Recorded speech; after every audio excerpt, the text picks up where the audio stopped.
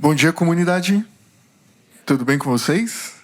Bom dia para todos vocês que estão aqui no Teatro O, no Shopping Pátio Higienópolis, para vocês que nos assistem pela internet, no celular, onde quer que você esteja, o horário que você esteja vendo, seja bem-vindo também. Preciso dar uns recadinhos para vocês e o primeiro deles é: se você aprecia o que a gente faz aqui na comunidade, se você gosta de estar aqui, se você gosta da comunidade, eu peço que, por favor, considere contribuir conosco. Nós precisamos e sobrevivemos da contribuição de vocês. Então, se você tem interesse e tem vontade de contribuir com a comunidade, o Pix está aparecendo aqui em cima ou na tela para vocês que estão aí vendo pela internet, pix@umlugarcomunidade.com.br. Tá certo? Quem aqui já está nas redes sociais da comunidade? Deixa eu ver a mão. Levanta a mão aí. Bastante gente, mas ainda tem gente que não está, e isso é um problema. Por quê? Porque se você não está no Instagram da comunidade, você não sabe do que acontece na comunidade. Tudo que acontece aparece lá primeiro, você vai ficar sabendo por lá. Lá no Instagram, por exemplo, você vai sempre ter o link para as lives, para as meditações do pastor Edson sobre Salmos, para as lives de oração às terças-feiras, você vai encontrar lá. E o link para o grupo de WhatsApp aqui da comunidade também está lá na nossa bio. Então, o Instagram é um boletim semanal de tudo que acontece aqui na comunidade.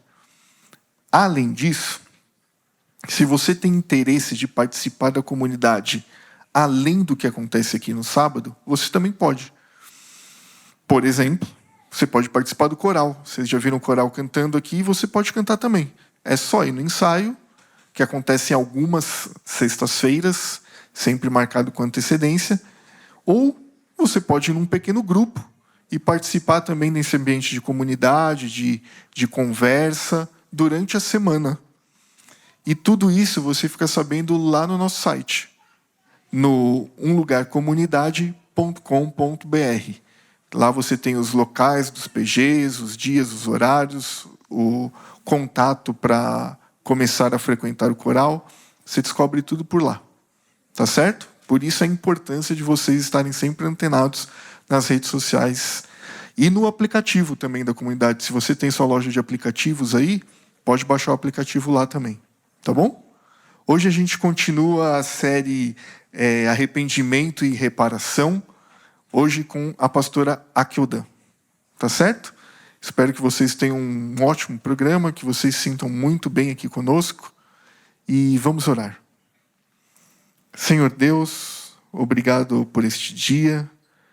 Queremos te pedir que o Senhor abra nossa mente e nosso coração para que possamos entender aquilo que o Senhor tem a nos dizer.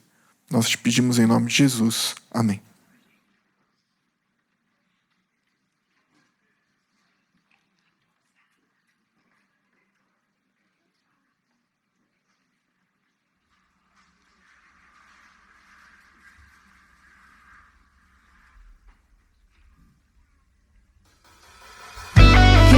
Estarmos reunidos aqui, nesse encontro de afeto, nesse encontro de amor, para reforçarmos que o nosso maior desejo é anunciar o reino daquele que voltará para nos buscar, através das nossas vidas, das nossas relações, do nosso caminhar. Maranata, o Senhor logo vem.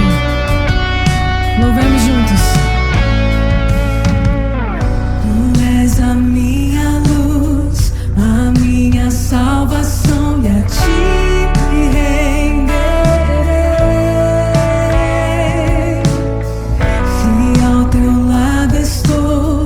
seguro em tuas mãos eu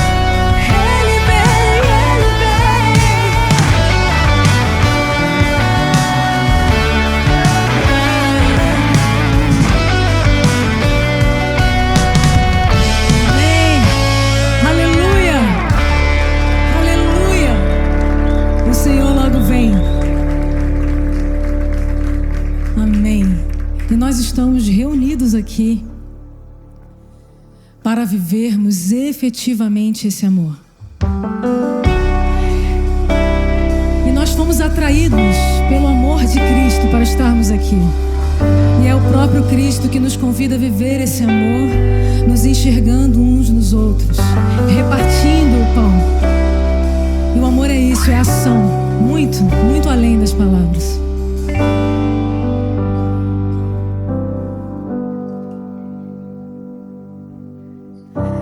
Reunidos pra te adorar, Senhor, invocamos tua presença, declaramos que tu reinas sobre nós, pra vivermos em essência a verdade que nos libertou do mal. E assim viver o amor no repartir do pão e em comunhão servirmos além das palavras.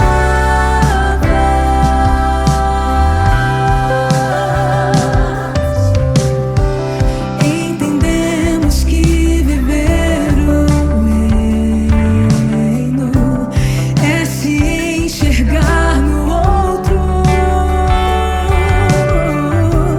pois doando e recebendo com paixão viveremos plenamente tudo aquilo que Jesus nos ensinou. E assim viver o amor no repartir do pão e em comunhão servirmos além das palavras.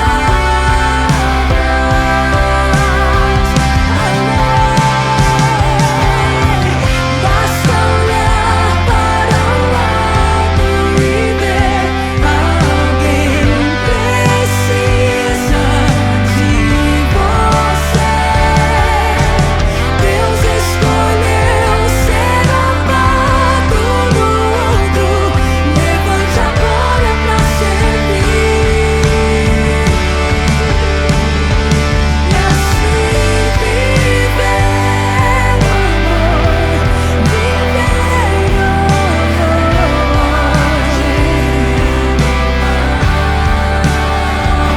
amor, e em comunhão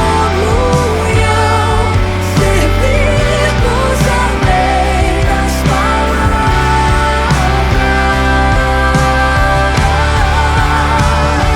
E assim e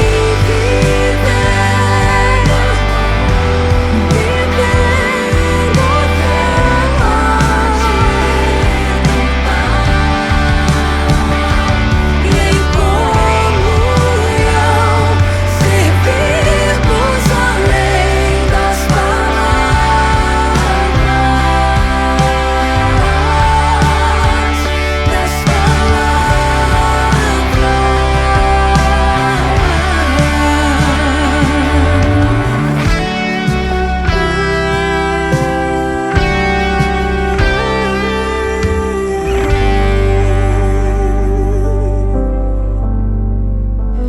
Amém.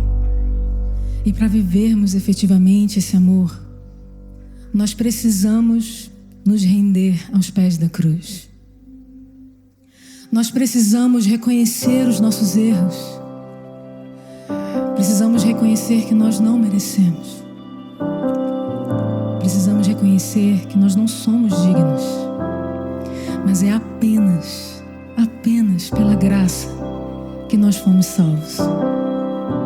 Vamos nos humilhar e nos render aos pés da cruz.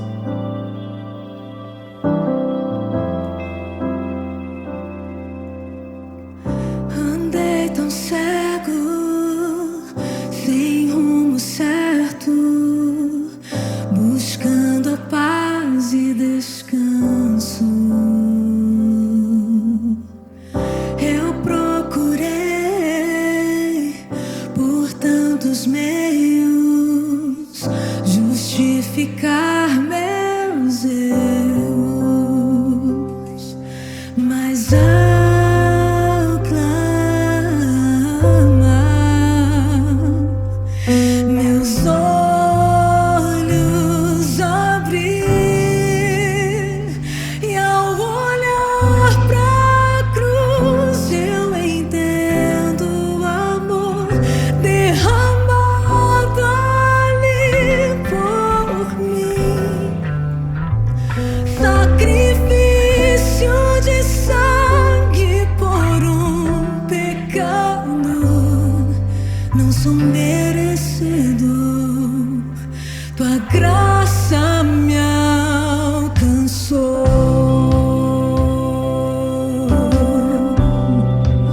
Tua graça me alcançou.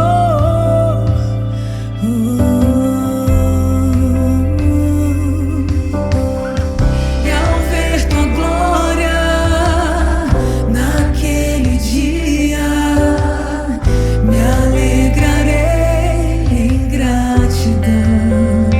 Eu tocarei as marcas de vitória. Vencido é o pecado. Perante ti me prostrarei, e ao olhar pra cruz eu entendo o amor derramado ali por mim. Sacrifício de sangue por pecado. Não sou merecedor, tua graça me alcançou.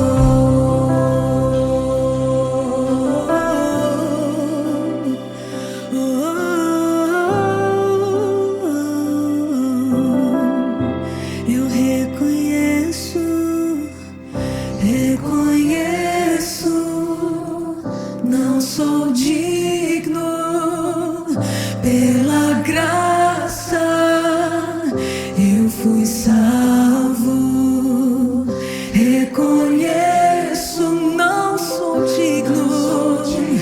Pela graça eu fui salvo. Reconheço, não sou digno. Pela graça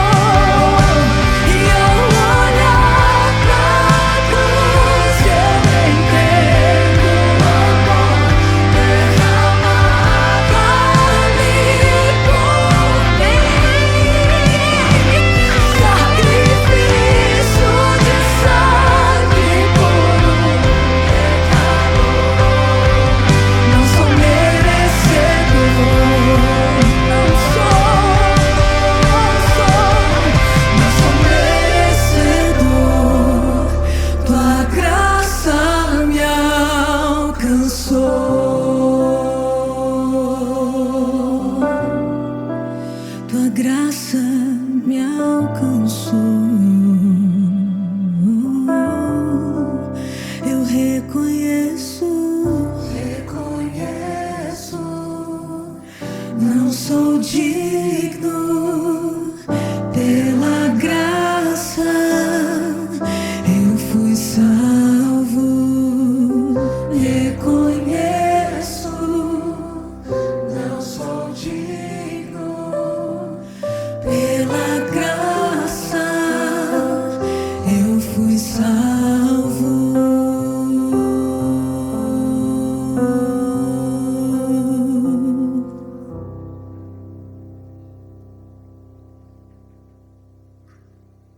Senhor, nosso grande Deus, obrigada, Senhor, porque é através de Cristo Jesus que nos é oferecida a salvação, que nos é oferecido um novo caminho, um novo começo, uma nova possibilidade, Senhor. Que hoje o nosso coração saia daqui regenerado, saia cheio do Teu Espírito, Senhor, espalhando vida pelo mundo.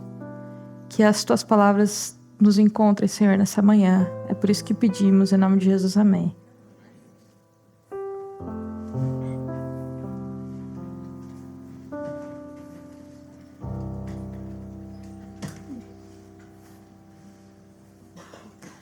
Tem umas palavras que a Bíblia traz pra gente que são difíceis, né? Que a gente até tem uma ideia do que elas são, de tanto usar. Então a gente tem até uma leve ideia do que elas sejam, mas que a gente até tem dificuldade de usá-las em outro contexto. Você sabe o que significa a palavra expiação? Se a gente for ver no dicionário, tem verbos, né, que são sinônimos do ato de expiar. Então você vai ter lá, tipo, o que é expiação, né? Pagar, remir, restaurar, perdoar, resgatar, reparar, sanar, corrigir. Todos sinônimos, né? E tem uma festa que é chamada de Dia da Expiação, o Yom Kippur. É uma festa lá que Deus falou que o antigo Israel deveria de celebrar, né? Então você celebra, né? Geralmente festa tem um monte de comida, né? E tal. Essa é uma festa do jejum, já começa uma festa bem diferente. Começa o dia de jejum, de água até. E por que o antigo Israel tinha uma festa para expiação? O que acontecia nesse dia? O que o sacerdote, né, o Kohen Gadol, que é chamado o chefe dos sacerdotes, o sumo sacerdote, ele tinha ali uma série de tarefas que ele tinha que desempenhar nesse dia. Então, ele, por exemplo, ele não ia usar a roupa oficial que ele comumente usava. Ele tinha uma roupa diferente que ele deveria usar nesse dia, e durante esse dia ele devia também de lançar sortes, escolher bodes, ele tinha que fazer sacrifícios, e ele também tinha um determinado momento nesse ritual que ele se movimentava da parte principal do santuário, que era o santo, para uma parte mais restrita, que é chamada de Kodesh HaKedoshim, que é chamado Santo dos Santos, e esse era um lugar que só podia ser adentrado ali uma vez ao ano, e ele era a única pessoa que poderia passar ali por esse véu que separava o santo dos santíssimos. E o que acontecia ali, né? Se você abrir a sua Bíblia, no livro de Levítico, capítulo 16, verso 11 e verso 15, nos é dito assim: Arão, no caso, né, o sumo sacerdote, fará chegar o novilho da sua oferta pelo pecado e fará expiação por si e pela sua casa. E matará o novilho da sua oferta pelo pecado. E no verso 15, depois matará o bode da oferta pelo pecado, que será para o povo. Trará o sangue do bode para dentro do véu e fará com que este sangue, como ele fez com o sangue do novilho, e o aspergirá no propiciatório e também diante dele. Então aqui nos é dito que ele precisava respingar, né, aspergir 2 tipos de sangue. Um sangue era do novilho, que ele faria por ele e pela sua casa. E o outro era um sangue de um bode, que ele mataria ali pelo povo e pelo santuário, pelas impurezas do santuário. E daí você pode pensar assim, né? O que são... Aí já um outro conjunto de palavras que a gente precisa repensar no significado delas. O que significa pureza e impureza? Tem gente que vai dizer assim, nossa, como que pode, né? Deus lá na Bíblia fala que as mulheres eram imundas quando passavam pela menstruação, né? Como é que pode falar que as mulheres eram impuras? Como é que Deus fala isso das mulheres que Ele mesmo fez? Só que se a gente for ver, se a pessoa tivesse algum tipo de ejaculação, poluição noturna, também era considerado impuro. Se você chegasse perto de um cadáver, você também era considerado impuro. Se você contraísse determinada doença, você também era considerado impuro. Então, se a gente for calcular, uma mulher, quantos dias que geralmente ela fica ali menstruada no mês? O homem, quantos dias no mês que ele tem o contato com algum tipo de ejaculação? Biblicamente falando, via de regra, o homem vai ser muito mais imundo do que a mulher. Isso não tem nada a ver, mas esse assunto para outro dia, mas é que eu só precisava ter um espaço para falar isso, que os homens são mais imundos. Mas impureza, você ser impuro, você ser imundo, quer dizer que você, biblicamente, você é impuro cerimonialmente, falando. Você estava inapto para o serviço que acontecia no santuário. A rabina Dania Rutenberg, ela prefere traduzir esse termo impureza para estado cotidiano. Porque faz parte da vida você passar por uma menstruação, você contrair alguma doença, você passar, enfim, você se aproximar de alguém que morreu. Isso faz parte da vida. Então, isso não quer dizer que seja algo ruim, errado em si mesmo, nefasto, ou até mesmo uma questão moral, né? Na verdade, faz parte da vida. Só que o que acontecia é que o santuário, ele era um lugar separado. Então, para eu ir para um lugar que é separado, eu devia de sair do meu estado cotidiano e passar por um ritual de purificação, porque no contato com a morte, com a doença e com a perda potencial de vida, eu precisaria passar por um tipo de purificação para me aproximar de um lugar separado como santuário. Mas não era algo ruim em si. Então, o sacerdote ele fazia a purificação do santuário, a purificação de um lugar.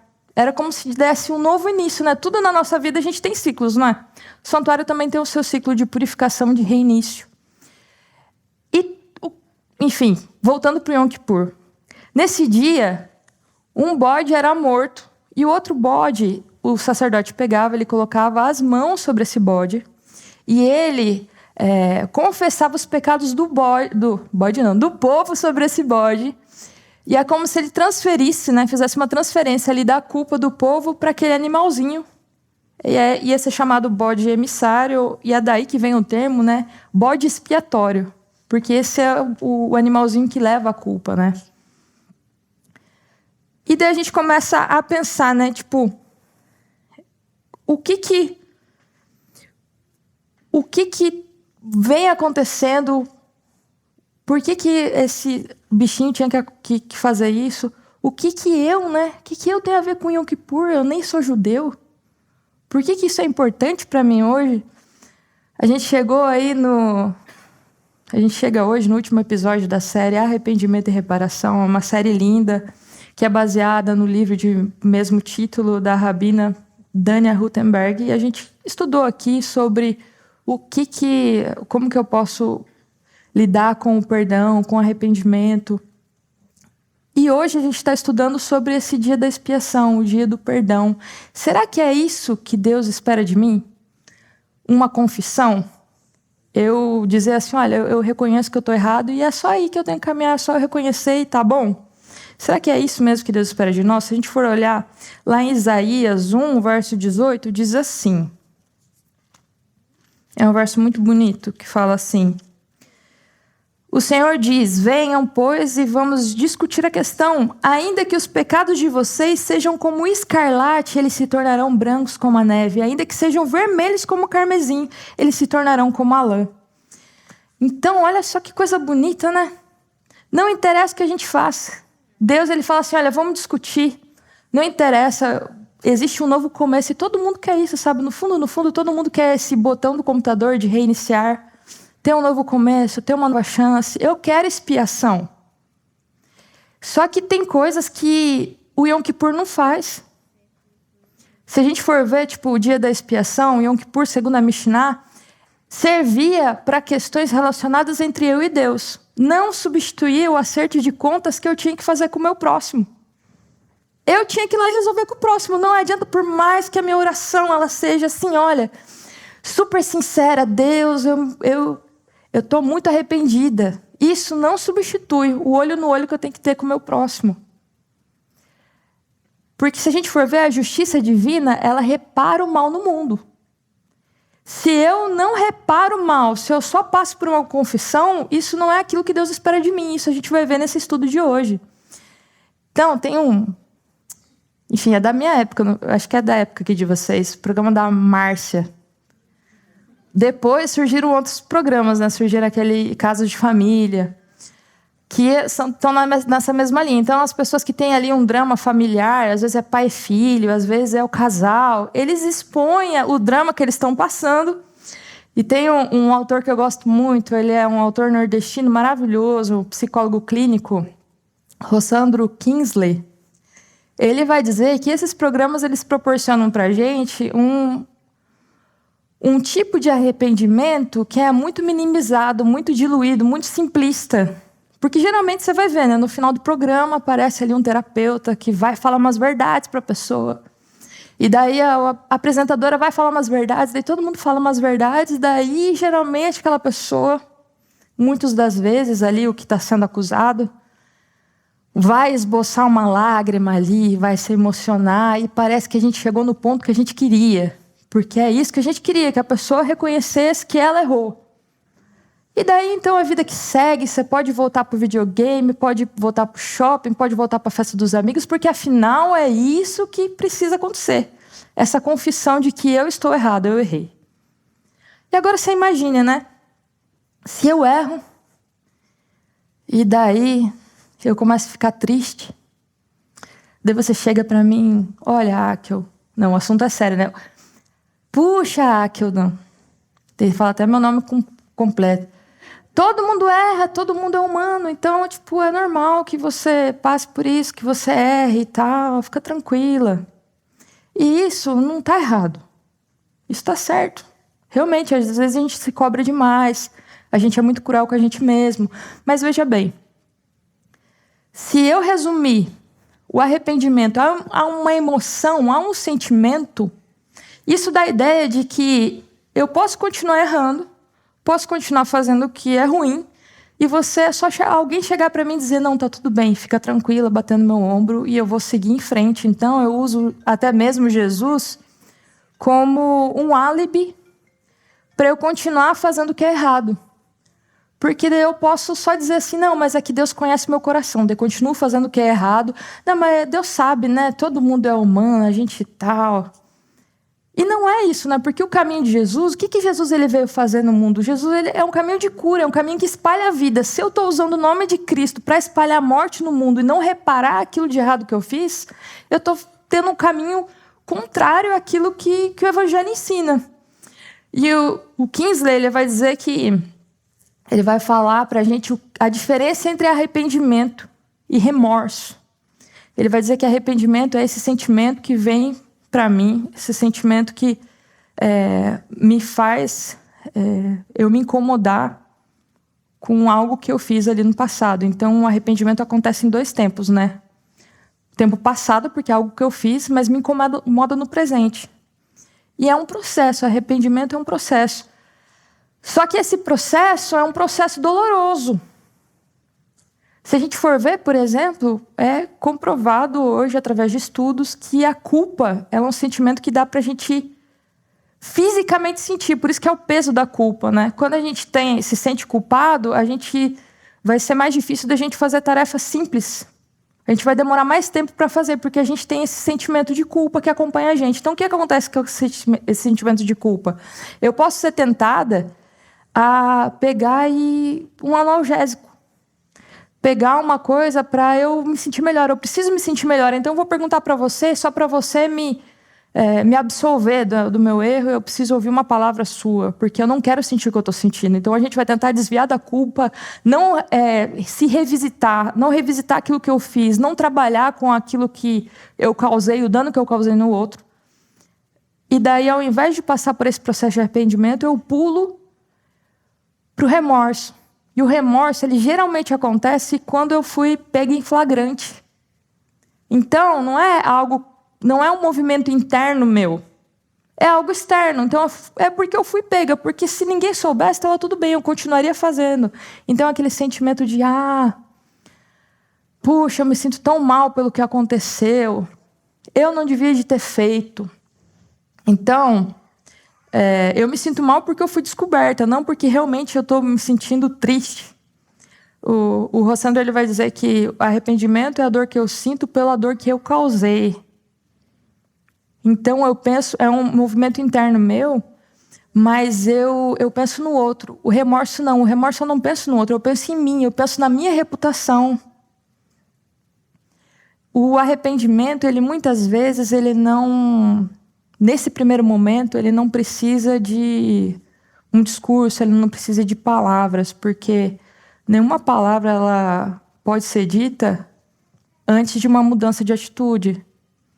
Porque se eu só falar uma palavra, só pedir desculpa, isso só vai ser um desculpismo ali, uma justificativa. Não é porque eu não queira dar uma resposta para quem foi vítima do mal que eu causei, ou porque eu ache que a pessoa não precisa de uma resposta, é porque eu nem consigo dar uma resposta, eu preciso reelaborar isso em mim. Então, arrependimento é algo que não o outro exige de mim, mas que eu exijo de mim mesma. Eu não quero mais. Eu vi que isso causou dor. Arrependimento exige de mim empatia, porque eu começo a pensar, o que será que eu sentiria se alguém tivesse feito comigo aquilo que eu fiz ao outro? Então, eu tenho empatia pelo outro. Eu começo a pensar, poxa, eu acho que quem sabe eu reagiria pior do que o outro.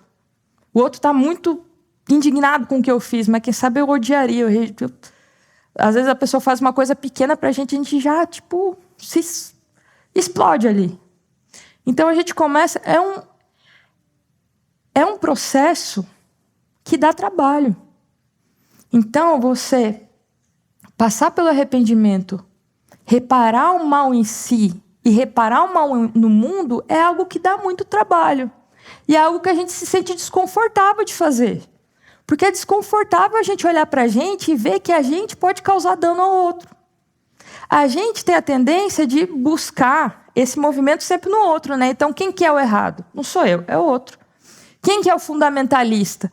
Não é eu, é o outro. Quem que é o intolerante? Não sou eu, é o outro. O que é errado? É a religião do outro, a etnia do outro, tudo é o outro. Eu sempre serei o alecrim dourado que nasce no campo sem ser semeado, né? Ninguém é um vilão na sua própria história, né? O errado é sempre o outro. E Jesus, ele conta uma história pra gente, ele conta uma parábola pra gente que está lá em Lucas, no capítulo 18. Ele vai falar de duas pessoas aqui, né? E é dito assim. Lucas 18, verso 9. Jesus, ele fala pra gente qual que é o público-alvo dessa parábola que ele contou. Ele diz assim, Jesus também contou essa parábola para alguns que confiavam em si mesmos, por se declararem justos e desprezavam os outros. Então, essas pessoas, elas desprezavam os outros e se achavam melhores que os outros, né? Então, Jesus começa contando. 2 homens foram ao templo para orar. Um era fariseu. Fariseu era considerado... alguém era muito estimado pelas pessoas porque era um líder religioso, né? Um fariseu e o outro era publicano. Publicano, cobrador de impostos, cobrava impostos, pegava dinheiro dos judeus e dava para Roma. E Roma era era um império que oprimia os judeus. Então, ele era extremamente mal visto, marginalizado. As pessoas olhavam para ele e diziam assim, você é corrupto e tal. Então, ele já não era uma figura assim, muito confiável. E fala assim, 2 homens foram ao templo para orar. Um era fariseu, outro publicano. O fariseu ficou em pé e orava de si para si mesmo. Desta forma, ó Deus, graças te dou porque não sou como os demais homens, roubadores, injustos e adúlteros.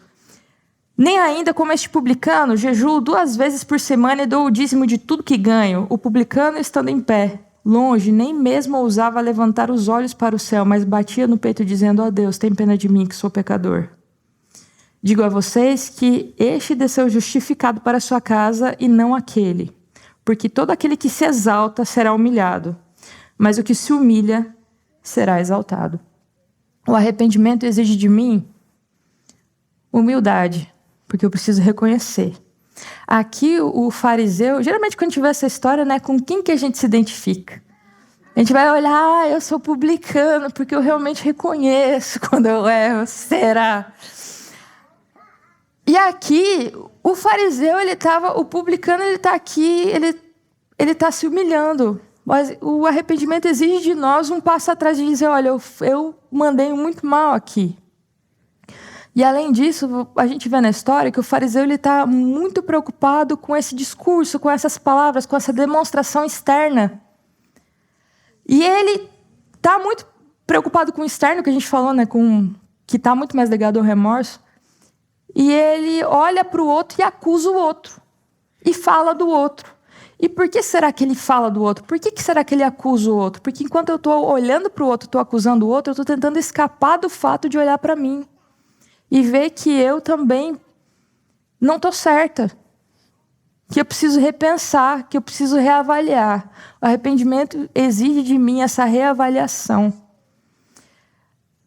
Olhando para essa história que Jesus contou, e para o dia de Yom Kippur, a gente chega em 2 Pedro 2, verso 9, que diz assim: vocês, porém, são geração eleita, sacerdócio real, nação santa, povo de propriedade exclusiva de Deus, a fim de proclamar as virtudes daquele que os chamou das trevas para a sua maravilhosa luz. Então, Jesus, ele disse que Pedro, né, diz que a gente é sacerdote, que a gente tem um propósito de vida que é tirar o mundo das trevas e levar o mundo para a luz. É proclamar as virtudes daquele que nos chamou, que é Cristo Jesus. E se a gente for ver nessa história, né, do Yom Kippur, o sacerdote ele tinha uma questão individual, que era esse reconhecimento das falhas, essa reparação individual, e também tinha a questão coletiva, que é o perdão, que é um perdão coletivo. Reparação do mal, que é uma reparação coletiva.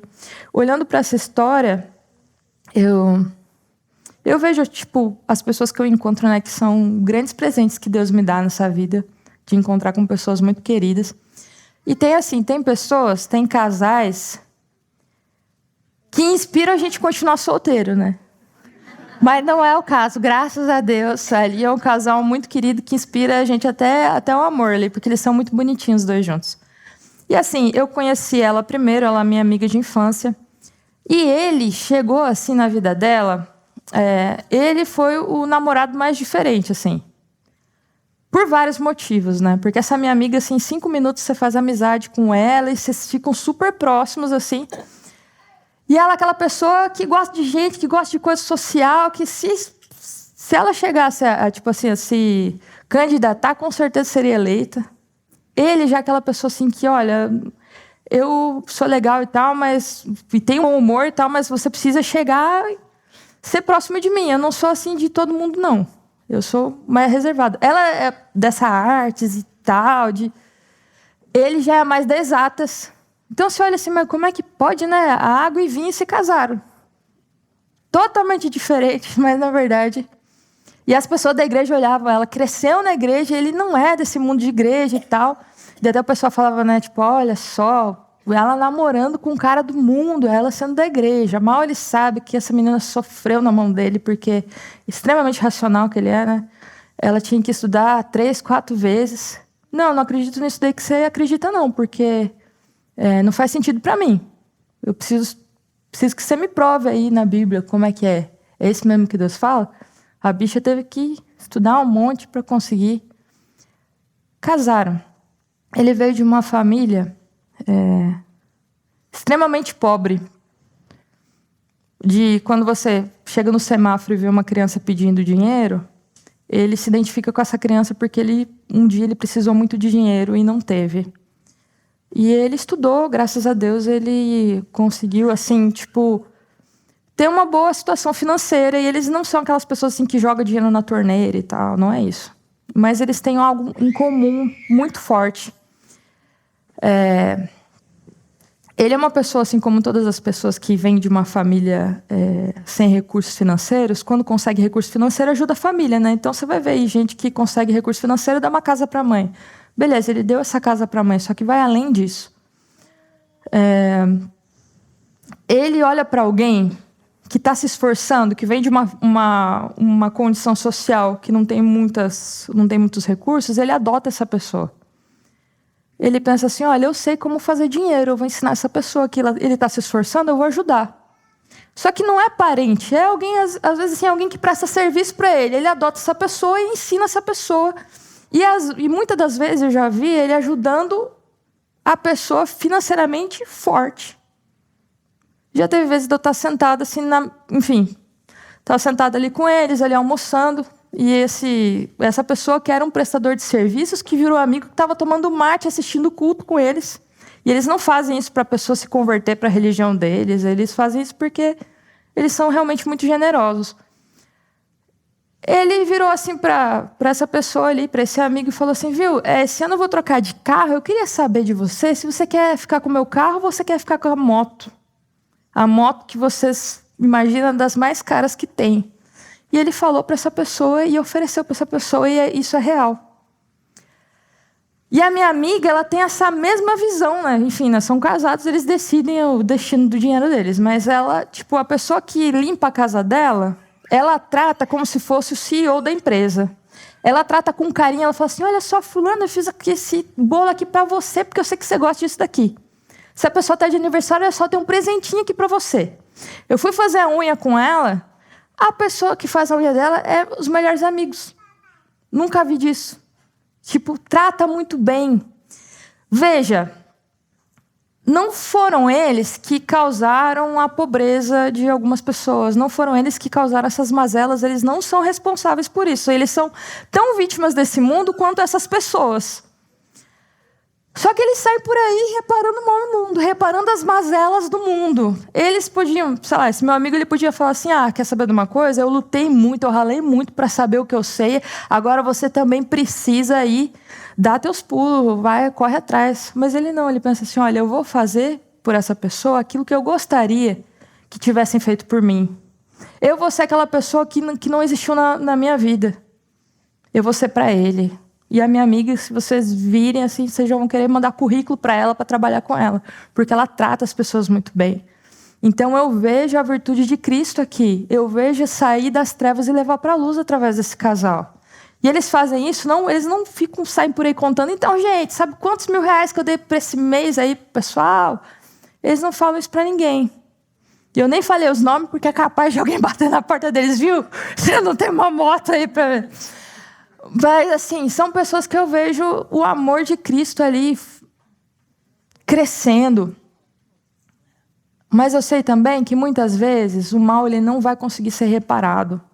Porque não existe dinheiro que repare esse mal. Que, muitas vezes, a pessoa que te fez mal, nem presa ela vai ser. Não vai ser presa, não vai reconhecer o mal que fez, você não vai ter um pedido de desculpa. Eu tenho uma amiga que, há 1 ano atrás... ela passou por vários lutos. E ela considerava a chefe dela como super amiga dela, porque elas tinham uma relação que ia além do trabalho, né? Quando a chefe viajava, é ela que ficava com os doguinhos.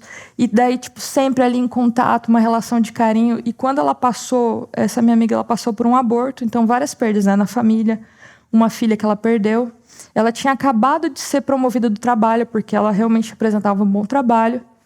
E ao invés dela ter empatia, porque a chefe era amiga, a chefe mandou ela embora. Então ela teve o luto da família, o luto da filha, o luto do trabalho. E daí ela fala assim para mim, olha, eu nunca recebi um abraço, eu nunca recebi um pedido de desculpa, mas assim, 9 dias depois, Deus me abençoou e eu estou no emprego que eu estou hoje, é um ambiente muito bom. Eu ganho inclusive mais. E depois disso também, ela começou a frequentar a comunidade de fé dela. Ela se sente abraçada, ela se sente bem, ela se sente próxima de Deus. Ela falou assim, olha, o abraço que eu não recebi, eu ganhei de outra forma. Ao invés de um abraço, Deus me deu vários. Aquele que eu não tinha, Deus me deu outros. Então, mesmo que o mal não fosse reparado por essa pessoa, de alguma forma Deus me deu outros meios. Ela falou assim para mim, olha, Deus ele vai me colocar pessoas, lugares e situações que vai me ajudar a reconstruir, a me dar esse novo recomeço, porque eu não vou conseguir ouvir aquilo que eu queria ouvir dessa pessoa, mas Deus vai me dar, é Deus que faz. E realmente, né? E depois eu vi essa ex-chefe dela aí aparecendo na TV, sendo investigada pela Polícia Federal. Eu falei, amiga, podia ser você na televisão. Ela falou assim, foi livramento, eu sei, mas assim, Deus deu livramento, mas assim, apesar da pessoa, a pessoa não foi presa, ela está sendo investigada. Mas assim, era minha amiga, eu queria ter ouvido uma palavra dela. Poxa, eu precisei te mandar embora, algo do tipo. Mas sabe, Deus ele repara o nosso coração. E Deus ele pode nos ajudar. Lá em Zacarias 1, verso 3, diz assim, Israel, assim diz o Senhor, volte-se para mim que eu me voltarei para vocês. A gente, nesse nosso caminho de reparação do mal que nós causamos, a gente não precisa caminhar o caminho inteiro de volta. Se a gente se voltar para o nosso Deus, Ele vai nos ajudar a reparar o mal que nós fizemos, mesmo que esse mal não tenha como, não tenha jeito. Deus, Ele nos abençoa, a gente não precisa caminhar o caminho inteiro, o Pai já está nos esperando ali na porta, sabe? Que nem o filho pródigo. Foi só o movimento do filho que o pai, se deixasse, ele ia até lá no país estrangeiro pegar o filho de volta. Mas Deus, Ele espera uma atitude nossa, Deus espera a mudança. Arrependimento implica em transformação. Senhor nosso Deus, através, Senhor, da história que nós aprendemos na Bíblia, do Cordeiro que foi morto antes da fundação do mundo, Senhor, já existiu perdão. Antes de haver mundo, existia perdão. Nós sabemos, Senhor, que antes de criar todas as coisas, o Senhor teve que descriar também. E a gente pede que o Senhor descrie o nosso coração obstinado, que não quer oferecer perdão. E nós te pedimos, Senhor, que o Senhor descria o nosso coração que não quer reconhecer que nós erramos, que causamos dano ao outro. Senhor, que a nossa vida seja um eco do divino, que seja um eco do perdão divino. Que seja, porque perdoar, Senhor, é só por Ti mesmo, é divino, porque a gente não quer perdoar. Nos ajude e tire esse peso de mágoa, de culpa do nosso coração, para que a gente possa caminhar mais leve. Nos ajude a revisitar aquilo que fizemos, aquilo que erramos, que a nossa vida vá para além de nós, que as nossas palavras acompanhem as nossas ações, que a gente tenha uma vida de integridade. É isso que nós pedimos em nome de Jesus, amém.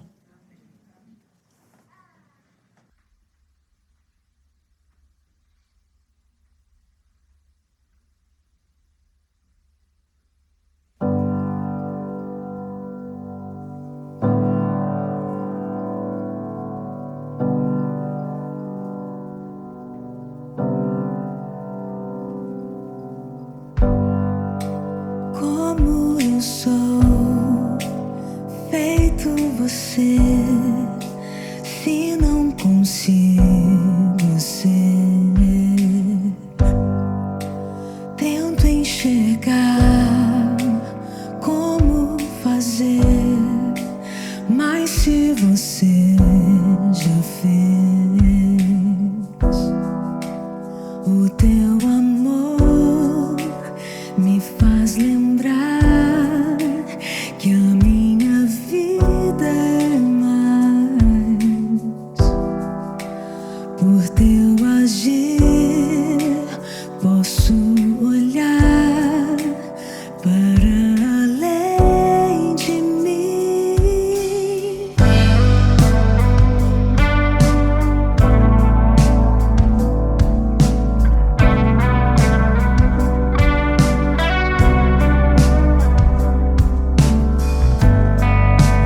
Mais uma vez vejo você me convidando a ser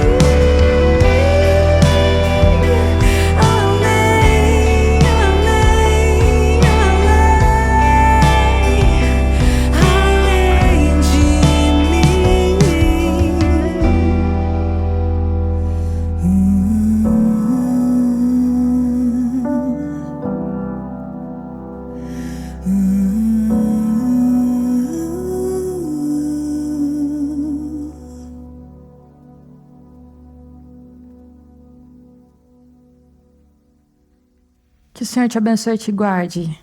Que o Senhor faça brilhar o rosto sobre ti e tenha misericórdia de ti. Que o Senhor sobre ti levante o seu rosto e te dê a paz. Muito obrigado por estar aqui com a gente. A gente espera vocês aí sábado que vem.